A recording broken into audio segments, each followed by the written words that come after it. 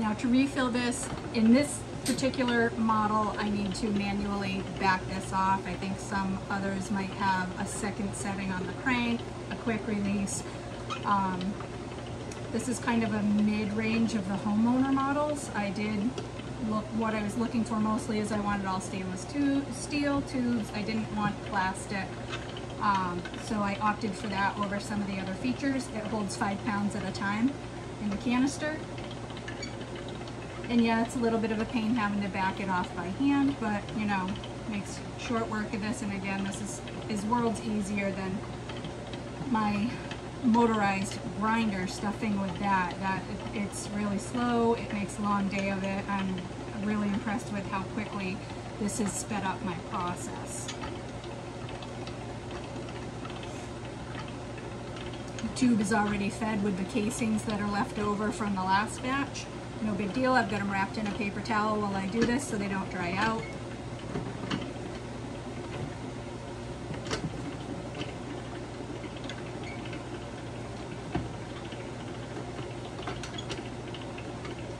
So now we're backed up. Just keep the handle up out of the way. And then this canister just pops back just like this. It lays back. The tube will hold it there. And I've got my cold meat I just took out of the fridge here. I'm moving on right now to stuffing the garlic scape pesto rabbit sausage that I made.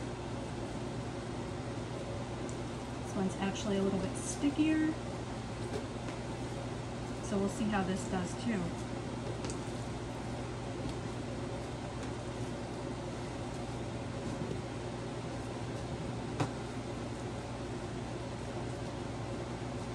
And there, that's it. That snaps back up. I'm gonna run, my fridge is right over here. Pop this meat back in there to keep the rest of this cold while we work this set.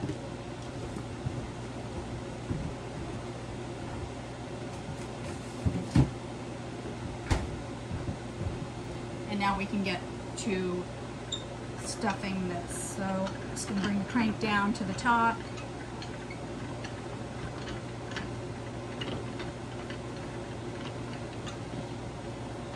I know I have a little bit of the bratwurst in the tube, so I'm actually just going to kind of feed that out into my hand before I tie off my casing.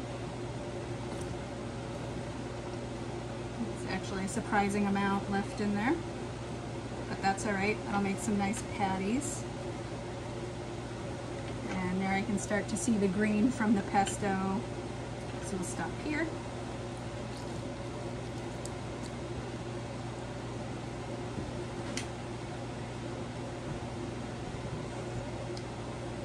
And now before we get going, we need to tie off this casing again. So again, we're just going to feed that to the end.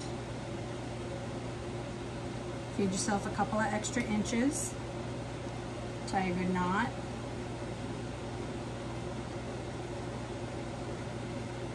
And just kind of pull that taut. Now I want to say, I'm not the expert sausage maker. I have some experience in a butcher shop that I worked in, and also from years of home use, but I think it's helpful for people to see normal people doing these things. So, you know, if I can do it, you can do it type of thing. It's not like you need any crazy education or experience to do this. I gave a little prick at the end to get that air out. I'm going to add just a little water here. I do have a fan going, you probably can hear, so it is dry. It will dry out a little bit. Put that on. So now we're just going to feed, and you're just going to run this crank kind of at whatever pace you're comfortable with that feeds out right. You don't want to go too fast and overstuff them.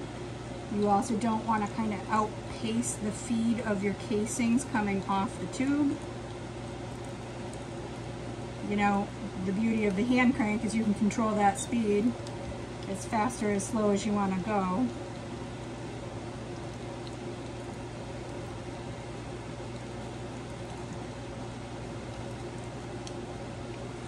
And just the pressure of it helps kind of feed that off. I'm just guiding it. I'm not pulling this with my hand. I'm just guiding it, trying to keep it kind of consistent. Once I've got some off, I like to kind of get it in a spin there. And you can see we've got some air coming in the tube here now. So I'm going to put a couple of pokes in there to get rid of that air. so that we have filling without air pockets.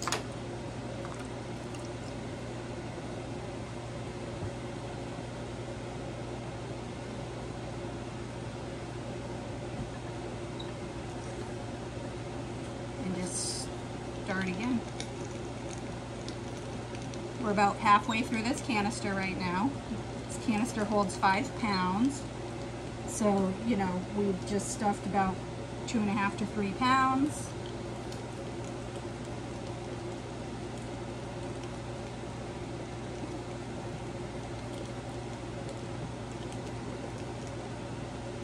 This is a tool, I can tell you, I wish I had it years ago. We've wasted a lot of time not having this.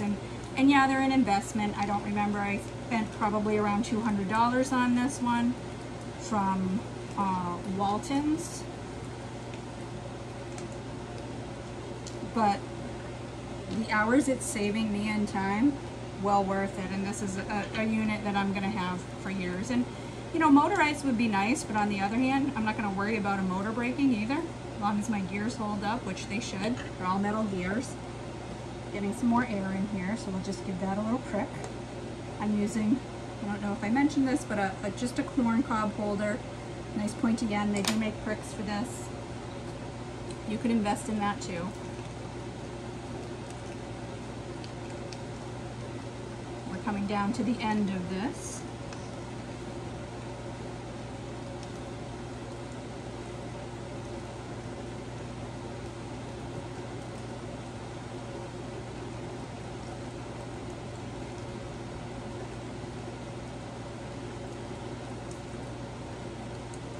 And that's the bottom of the tube there. So that's it. In what, about 5-6 minutes, we've just stuffed 5 pounds of meat, you know, a minute per pound. Not bad. I'm sure there are people who probably beat my record by quite a bit, but again, you know, just goes to show how simple and easy this can be, and really rewarding.